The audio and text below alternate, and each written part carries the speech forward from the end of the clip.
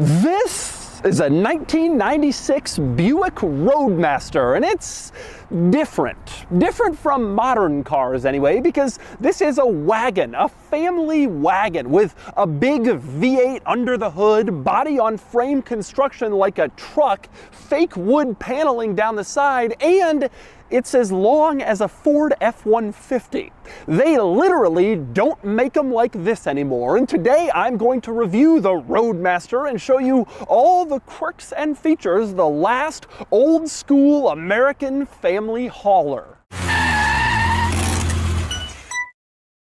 Before I get started, big news, this Buick Roadmaster belongs to Hoovie's Garage, and he's auctioning it live on Cars and Bids. This is a final year 96 Roadmaster with a big V8 in pretty good shape, and Hoovie's offering it with no reserve. So, once you finish watching this video, click the link in the description below to head over to the live auction for the Hoovie's Garage Buick Roadmaster, where you can bid on it and buy it only on Cars and Bids. Alright, time for the quirks and features of the Buick Roadmaster. Truly one of the last old school American cars. Big body V8, giant gas guzzling thing. This was really the end of the line and the end of an era, so let's go through it. Starting with the name Roadmaster.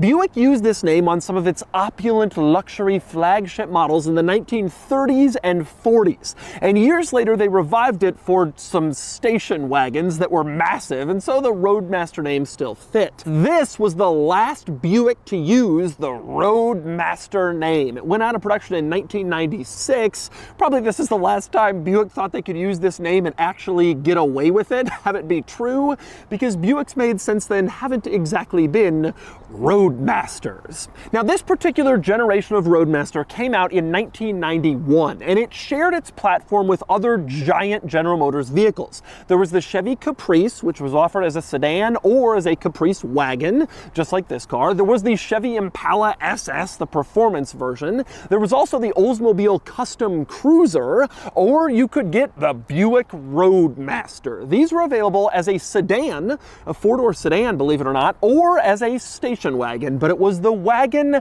that was by far the most famous. Massive, with huge wood paneling down the side. This is the car that has become the icon of this generation of General Motors vehicles. Now, since the Roadmaster went on sale in 91, it always used a big V8 under the hood. Initially, it was a 5-liter V8 that somehow managed to make only 170 horsepower. But by the end of the run, by 96, and this is a 96 model, they were using the LT1 V8 from the Chevy Corvette, 5.7 liter, and it made 260 horsepower, which still wasn't a massive number, but it was pretty good for the mid-90s. And it was a big V8 for a big car. This measured in at just under 220 inches in length, which makes it about 2 feet longer than a Volvo XC90. And I'm not talking about the old original XC90 that came out a few years after this car went off the market. I mean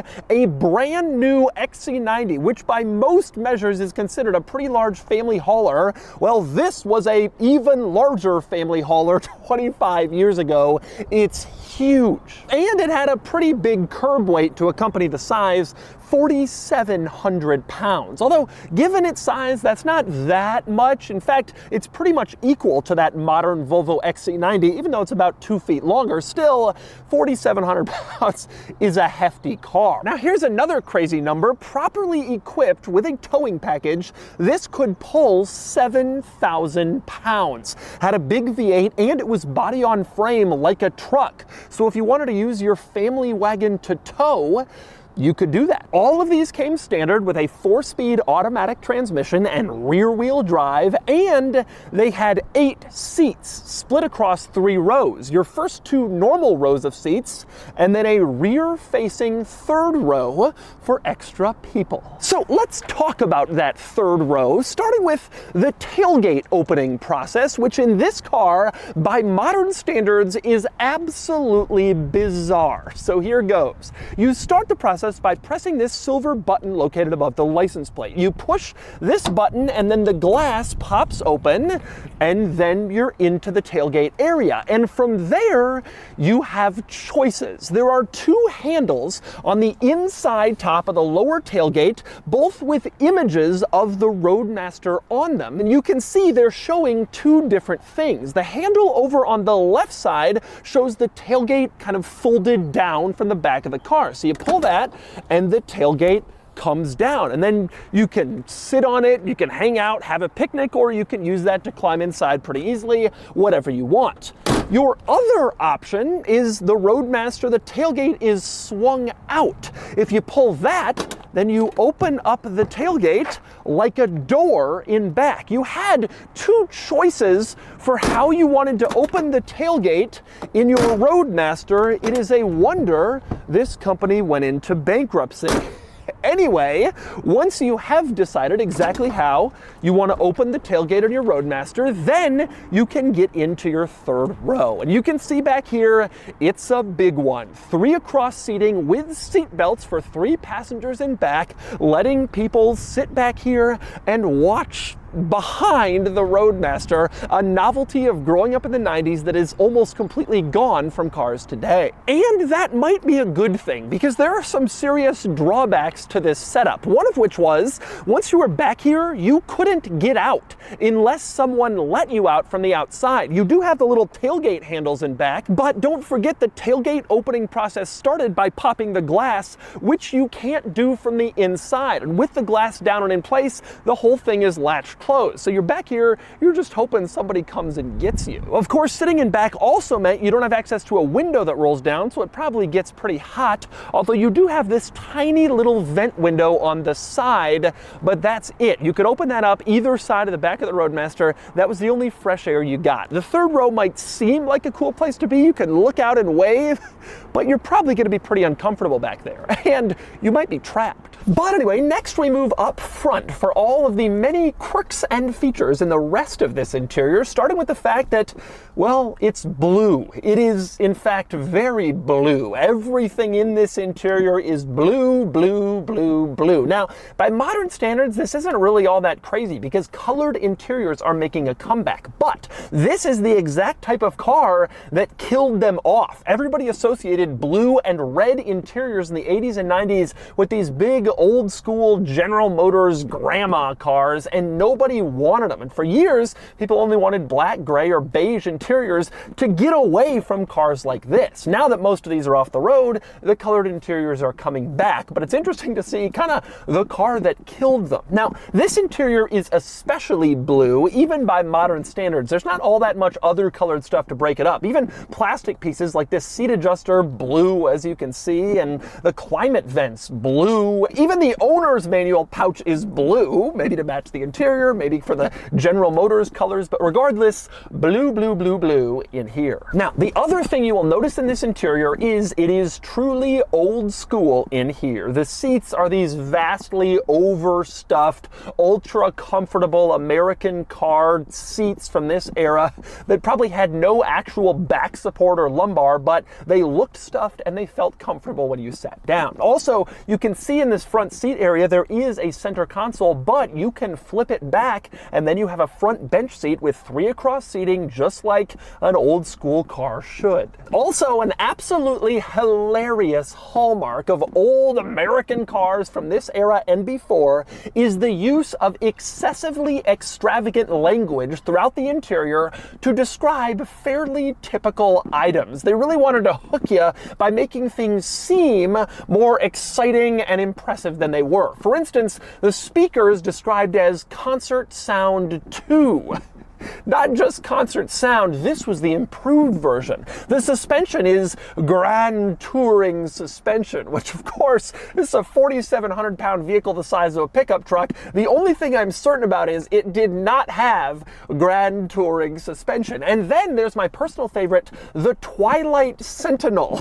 which is actually just the timer that controls how long the lights stay on when you park the car and walk into your house at night. But they had to call that the Twilight Sentinel to make it seem more exciting than it was. And by the way, speaking of lights, the headlights in this car are operated in an unusual manner, at least by modern standards. To turn them on, you pull out this circle on the left side of the dashboard. Pull it out, and then the lights are on. And you can see this circle also twists. That's your interior dome light dimmer switch. So if you want the cabin lights dimmed, you twisted that light switch. Certainly odd by modern standards, but fairly typical on cars like this. Less typical on any car is the seat controls in here, which are not mounted on the seat, but instead on the door panel, and they're mounted in a circle, up, down, back, forward, and then some tilt controls. Not exactly intuitive, but they are all labeled, and you figure it out relatively quickly. One thing that is intuitive is the power window switches, which are mounted on the door panel and placed corresponding to the windows they control. It seems obvious, but they still labeled them all anyway. Left, right, up, down, just in case somehow you were confused by this, your window switches had labels to make it more obvious. So also another interesting old school touch in this interior, look on the door panel and there's no immediately obvious grab handle you can use to pull the door closed.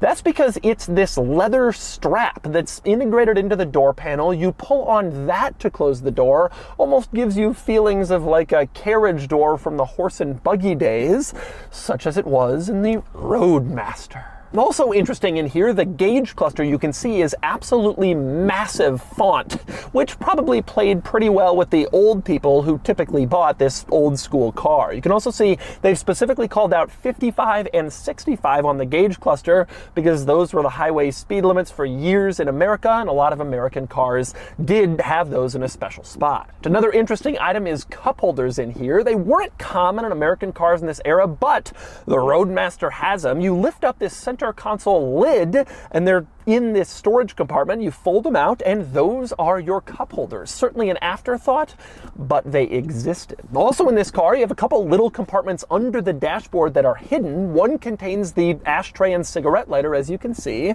and above that you have another compartment that's just storage. A little out of the way, you wouldn't necessarily know exactly where it is, and it's pushed up in the dashboard in order to create extra legroom in case you want to transport a middle seat front passenger. And by the way, speaking of that central area in the dashboard, you have climate control here, and specifically automatic climate control, which is a nice luxury. You set the climate to the temperature that you want, and then the car makes it so in this interior. A pretty nice luxury touch for a 90s American car. But the real fun came in back, because that's where you had the sunroof. Yes, that's right, look up and there is a glass panel sunroof back here. I believe they called it Ultra View, and it was a novel concept at the time, a glass sunroof for rear passengers. It hadn't really been done all that much, or frankly at all, and so it was kind of a neat feature. Now, it didn't open. You couldn't open it up and enjoy the breeze, but you could, as a rear passenger, look out and up,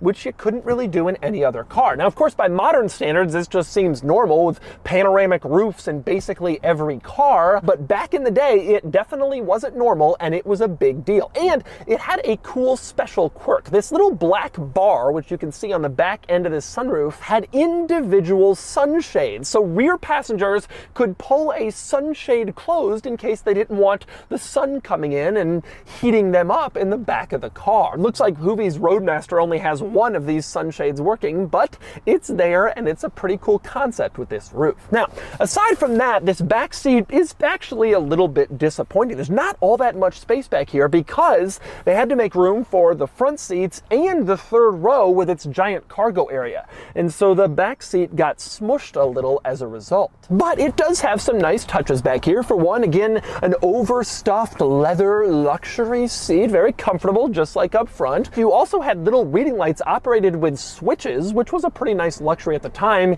Usually lights in back just went on when you opened the door, and you had power windows back here, which was another nice touch in back. Now, you didn't have headrests, so if you were in an accident, well, good luck. You also didn't have rear climate vents back here. No rear seat climate controls at all. You were just kind of at the mercy of the people in front. And you didn't even get a rear armrest back here. Nothing folds down. There's no cup holders at all.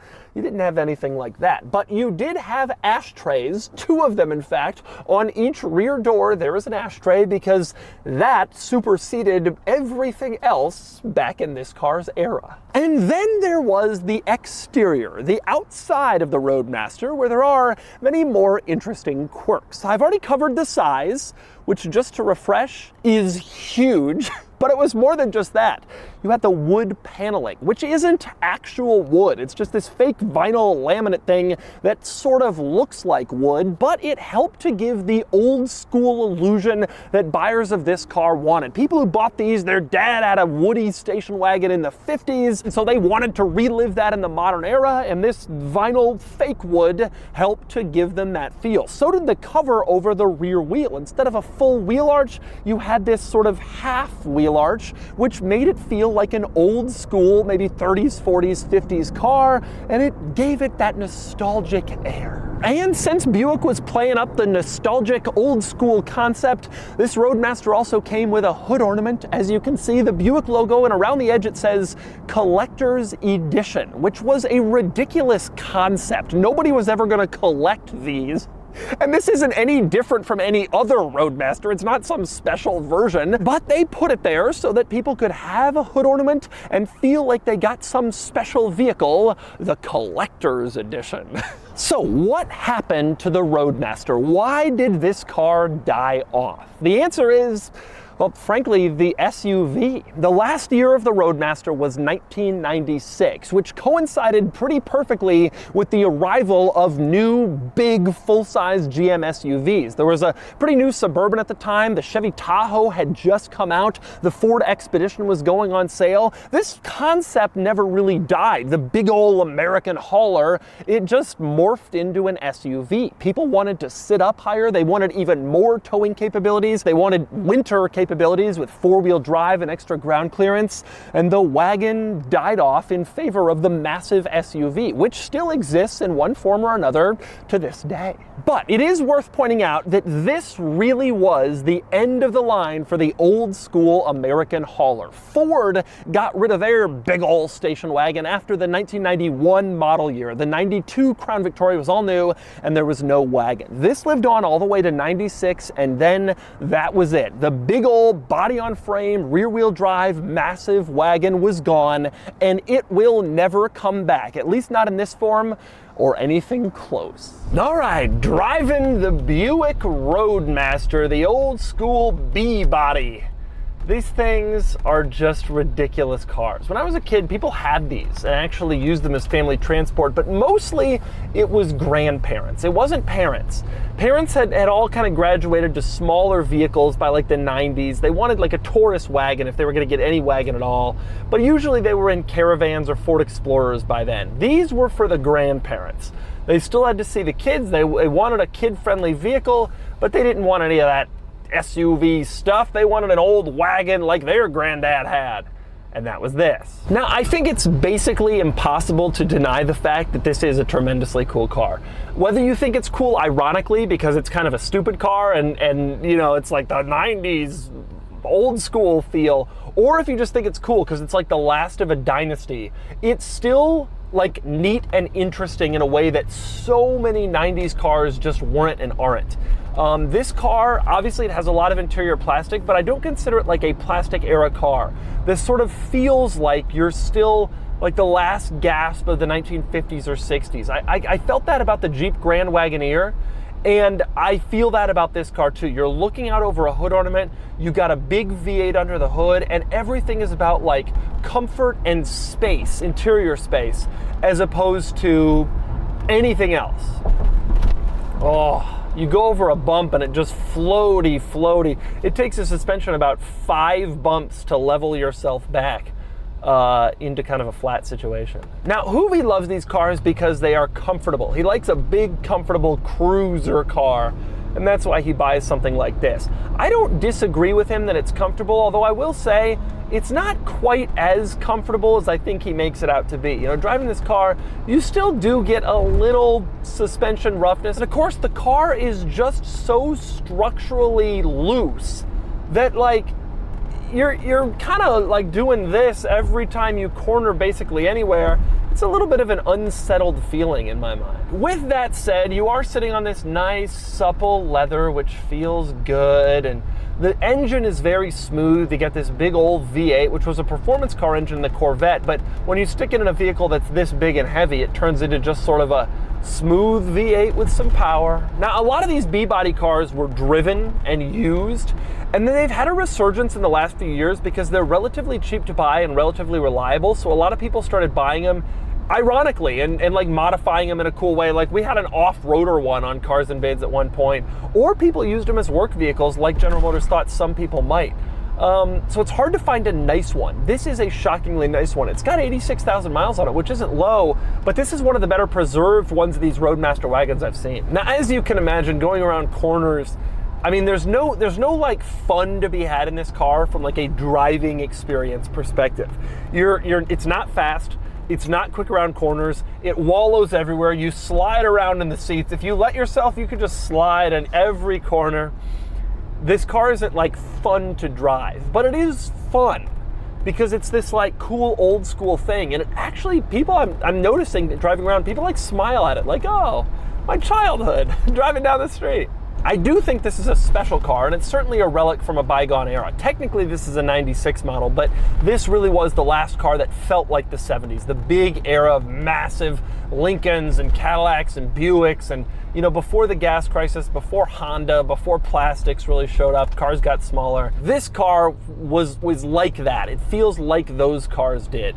And it's kind of cool to drive that around and experience that, especially in wagon form. You could bring your whole family if you wanted to and have this kind of like classic weird car experience, but actually in like a fairly practical car as opposed to like a muscle car, which, you know, isn't really a family vehicle in most cases. No, you cannot floor it in this car and get a thrill. You can't go around corners and get all excited, but it's fun in a different way in that it like just recalls a totally different era. And it definitely feels like it's from a different time. And so that's the 1996 Buick Roadmaster. These are cool cars. I've always loved them. Not many survived in decent shape, but Hoovies is pretty nice, and you can buy it on Cars and Bids. Anyway, now it's time to give the Hoovies Garage Buick Roadmaster a Doug score. And the Doug score is here, 42 out of 100, which places the Roadmaster here against some other big ol' American cars from this time period. These Roadmasters are inefficient and massive, but they're also cool. The end of an era, the last of a bygone world of giant domestic vehicles. Most people buying these cars are now doing it for nostalgia, rather than to actually take advantage of this car's capabilities. And I think nostalgia buyers are only going to continue to flock to these old school wagons in the future.